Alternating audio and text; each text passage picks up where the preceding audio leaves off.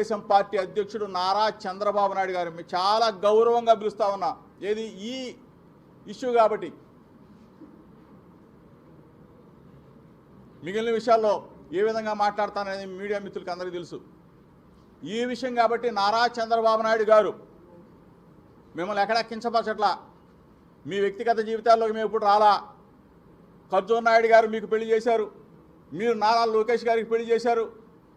మీరు కూడా బాధ్యత గల తండ్రి. నా స్థానంలో ఉండి ఆలోచించమని అడుగుతా ఉన్నా.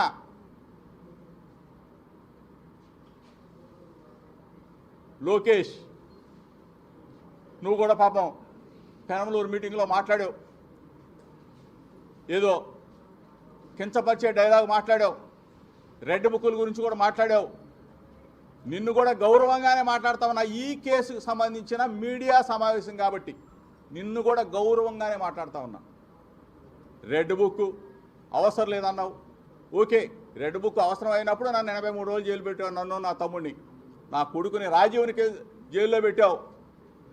నువ్వు వచ్చిన తర్వాత, మీ ప్రభుత్వం వచ్చిన తర్వాత 2 సంవత్సరాల 3 నెలల కాలంలో నా కుటుంబం మీదే పడ్డారు మీరు. నా ఇంటిని ధ్వంసం చేయాలనుకున్నారు, నా మీద హత్యా ప్రయత్నం చేయాలనుకున్నారు. ఇన్ని కార్యక్రమాలు చేసినా మీకు నా గొంతు నొక్కటం చేత కాలేదు. కాదు అని చెప్తా ఉన్నా. ఎప్పుడు కూడా ఈ గొంతుకి అడ్డు ఉండదు. ప్రజా సమస్యల మీద జోగి రమేష్ పోరాడుతూనే ఉంటాడు. నిత్యం జగనన్న వెంట నడుస్తాడు. వైఎస్ఆర్ కాంగ్రెస్ పార్టీ జెండా భుజాన వేసుకొని మోస్తాడని మాత్రం చెప్తా ఉన్నా. ఇంకోటి కూడా చెప్తా ఉన్నా. నెల రోజుల పాటు వ్యాపారం చేసిన మహా టీవీ వంశీకి చెప్తా ఉన్నా. పాపం కోర్టు పరిధిలో ఉంది, మనోడు ఆగలేకపోతా ఉన్నాడు. అంటే నా స్థాయిలో నేను మాట్లాడకూడదు, కానీ తప్పనిసరి పరిస్థితుల్లో ప్రజలు ఒకవేళ తప్పు మాట్లాడుంటే క్షమించాలి. అంటే ఏ విధంగా కించపరిచే చేష్టలు. ఒకళ్ళ మీద ఒక బురద జరిగినప్పుడు ఆ బురద నిజమా కాదా అని చెప్పేసి థర్డ్ పార్టీ, అంటే కోర్టు పరిధిలో ఉన్న అంశం కాబట్టి కనీసం తేలకుండానే దాని మీద డిబేట్లు పెట్టి పనికి మాలిన వాళ్ళని కూర్చోబెట్టుకొని మహా టీవీ వంశీని అడుగుతా ఉన్నా. వంశీ, దీనికి న్యాయమా? నీకు ధర్మమేనా? నువ్వు అప్పుడు దాకా ఆగలేకపోతే రాజీవ్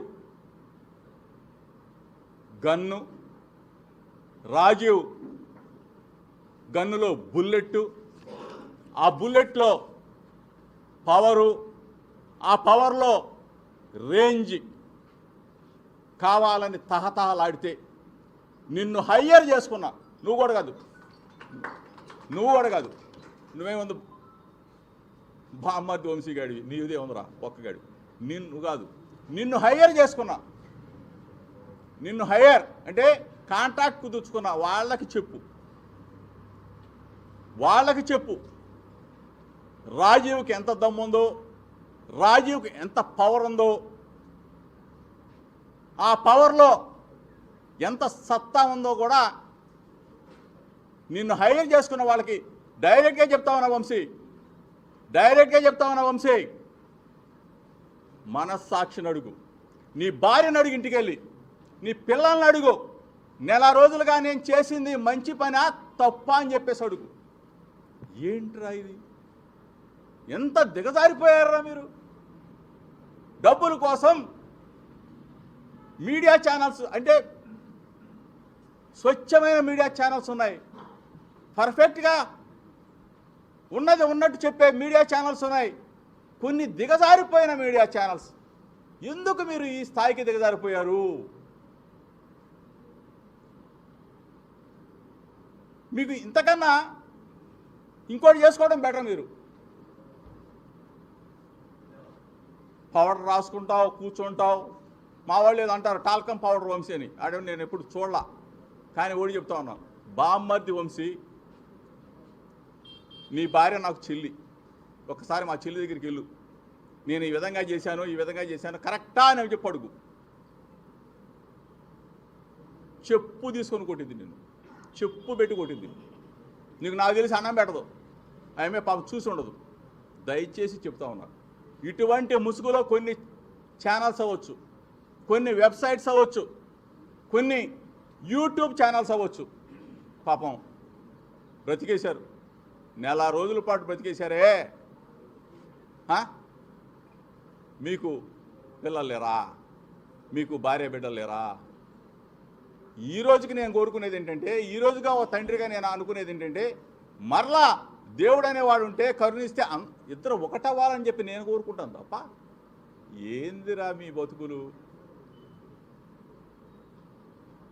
దయచేసి మీడియా మిత్రులు, మీరంటే నాకు గౌరవం, అభిమానం.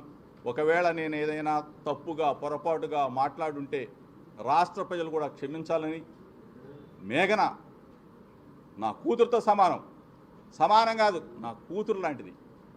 నేను కానీ నా భార్య కానీ ఉన్న కొన్ని రోజులైనా కానీ చక్కగా లాలించాం, చక్కగా మంచి మాటలు చెప్పాం, గోరుముద్దలు తినిపించేది నా భార్య అయితే. అటువంటి మంచి కుటుంబాన్ని మమ్మల్ని తీసుకొచ్చి రోజు ఇంకా ఏం వేసుకుంటారో వేసుకుంటారా, బతికేయండి.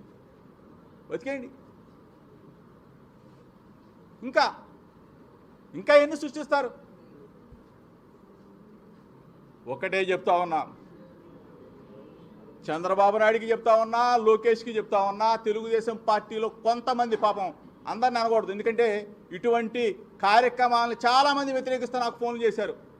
ఏంటండి ఇంత దిగజారిపోయారు, ఐటీడీపీ ఇంత దిగజారిపోయిందేంటి?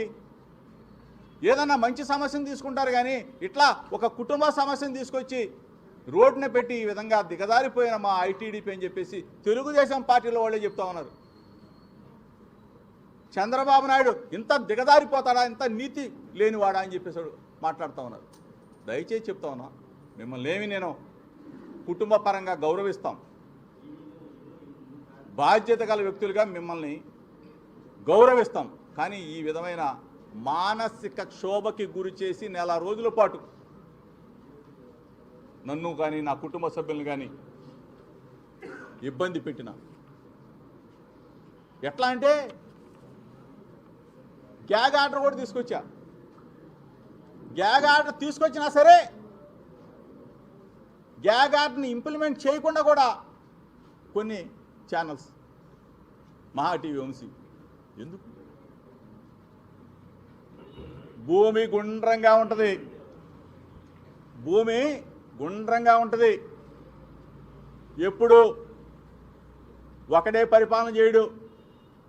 మహామహులే మట్టి ఖర్చుకొని పోయారు, విర్రవీగినోళ్ళే కొమ్ములు కింద పడిపోయారు.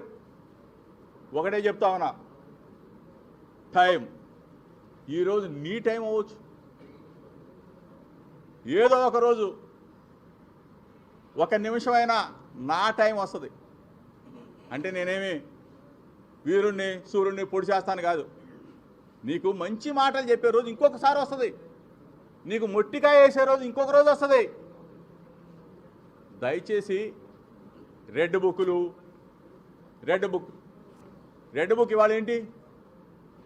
Red book, dead book, next death book రాసి పెట్టుకో.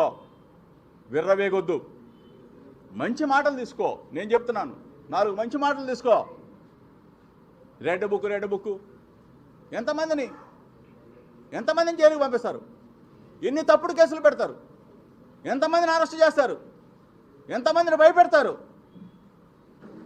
భయపడే పార్టీ కాదు, భయపడే వ్యక్తులం కాదు. బలమైన లీడర్ జగన్మోహన్ రెడ్డి గారి నాయకత్వంలో, దమ్మున్న లీడర్ జగన్మోహన్ రెడ్డి గారి నాయకత్వంలో పనిచేస్తూ ఉన్నాం. మాట తప్పడు, మడమ తెప్పడు. రాజశేఖర్ రెడ్డి గారి శిష్యుడిగా చెప్తా ఉన్నా, రాజశేఖర్ రెడ్డి గారి అనుచరుడిగా చెప్తా ఉన్నా. నా గొంతు నొక్కలేరు. నా గొంతు నొక్కాలని చూస్తే చంద్రబాబు నాయుడు కానీ, లోకేష్ కానీ, ఇక్కడున్న కేడి ప్రసాద్కి చెప్తా ఉన్నా, ప్రజలు మీ పీక నొక్కేస్తారు.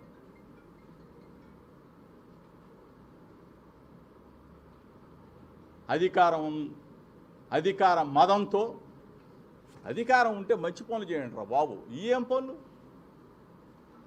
నేను చెప్పా ఇందాక, చంద్రబాబు నాయుడికి లోకేష్కి ఏం సంబంధం, జోగి రమేష్ ఈ ప్రెస్ మీట్లో అని చూపించాను కదా. ఇంకా చాలా ఉన్నాయి. అయినా సరే నాకు మనస్సాక్షి ఉంది.